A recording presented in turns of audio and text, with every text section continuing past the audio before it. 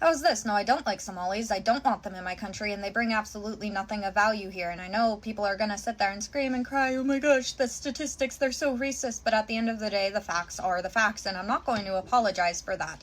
I mean, genuinely, what have they brought of value here? And I'm not saying that they're all bad on an individual level. I understand that people who lack nuance aren't going to be able to comprehend that as a collective they're bad. Individuals, I'm sure that there are some that are fine, just like any other population. But if you look at the violent crime statistics, you would see that it's not stopping when they get to America. Somalia has a terrible problem with violent crime. They come into places like Minnesota, and despite being an extremely disproportionate amount of the population, their violent crime rates are sky high. It's absolutely disgusting, doing some of the worst atrocities like raping young girls, because over there in their country, they do not value women. They do not see them as an equal, and they are totally okay with things like child marriage. In fact, when there was a law proposed to raise the marriage age to 18 years old, the protests got so bad from the grown men that the courts decided that they were just going to leave it at the age of 9. Is that what you want brought into your country? Is that what you want around your wives, your sisters, your daughters, just other human beings? Is that what you want to bring into this country so that you could feel better about being a white warrior?